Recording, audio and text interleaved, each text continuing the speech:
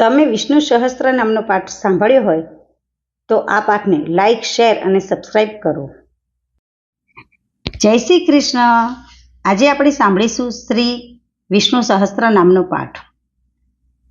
વિષ્ણુ સહસ્ત્ર નામનો પાઠ આપણે તુલસી પાસે, શિવાલયમાં કે તુલસીના વનમાં બેસીને સાંભળી શકીએ છીએ. તે નિત્ય 3 વાર સાંભળવાથી આપણા સર્વ દુઃખ અને પાપો નાશ પામે છે. જો 3 વાર ના બની શકે તો 2 વાર કે 1 વાર પણ સાંભળી શકાય. તેને પીપળા પાસે બેસીને પણ સાંભળી શકાય છે. તેનાથી આપણે કરોડો ગાયોનું દાન આપ્યું હોય એટલું પુણ્ય મળે છે. તો આજે આપણે સાંભળીશું શ્રી વિષ્ણુ સહસ્ત્ર નામનો પાઠ. અંત વિનાના હજારો સ્વરૂપવાળા, હજારો ચરણ મસ્તક, સાથળ અને બાહુબળ પરમાત્મા તમને નમસ્કાર હો. 1000 નામવાળા અને 1000 કોટી યુગને ધારણ કરનારા એવા શાશ્વત બ્રહ્મ પુરુષને નમસ્કાર હો. જેની નાભીમાં કમળ એવા ભગવાન વિષ્ણુને નમસ્કાર હો. જળમાં શયન કરનારા શ્રી વિષ્ણુ ભગવાનને નમસ્કાર હો. હે કેશવ, હે વાસુદેવ, આપને નમસ્કાર હો. જે વાસુદેવની પ્રાર્થનાથી ત્રણેય લોક વાસનાવાળા છે અને જે સર્વ પ્રાણી પદાર્થના નિવાસસ્થાન છે એવા હે વાસુદેવ, આપને નમસ્કાર હો. બ્રહ્મ સ્વરૂપ અને સૌ બ્રહ્માંડના સ્વરૂપને નમસ્કાર હો. ગૌ બ્રાહ્મણનું હિત કરનારા અને જગતનું હિત કરનારા એવા શ્રી કૃષ્ણને નમસ્કાર હો. ગોવિંદ સ્વરૂપને નમસ્કાર હો. જેમ આકાશમાંથી પૃથ્વી પર પડેલું પહેલું પાણી સમુદ્રમાં જાય છે તેમ બધા દેવોને કરેલા નમસ્કાર ભગવાન કેશવ પ્રત્યે જાય છે.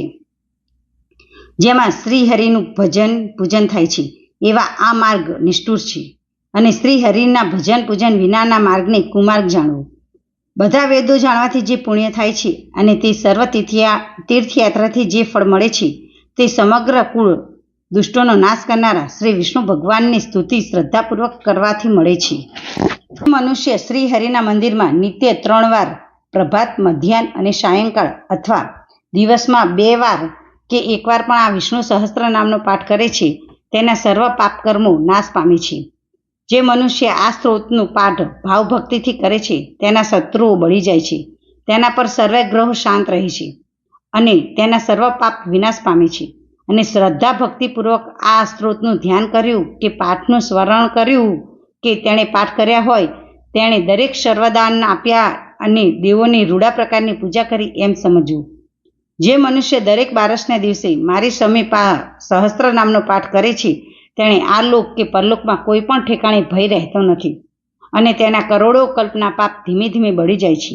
હે અર્જુન, જે મનુષ્ય પીપળાને પાસે કે તુલસીની પાસે બેસીને આ વિષ્ણુ સહસ્ત્ર નામનો પાઠ કરે છે તે કરોડો ગાયોના દાનનું ફળ પામે છે.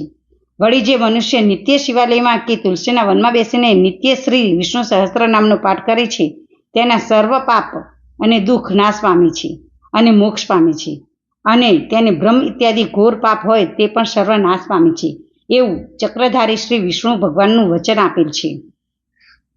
ઇતિ શ્રી જન્મ મહાભારત ભીષ્મ યુધિષ્ઠિર સંવાદે શ્રી વિષ્ણુ દિવ્ય સહસ્ત્ર સ્ત્રોતમ સંપૂર્ણમ. શ્રી કૃષ્ણ શરણમ મમ, શ્રી કૃષ્ણ શરણમ મમ, શ્રી કૃષ્ણ શરણમ મમ, શ્રી કૃષ્ણ શરણમ મમ, શ્રી કૃષ્ણ શરણમ મમ. જય શ્રી કૃષ્ણ.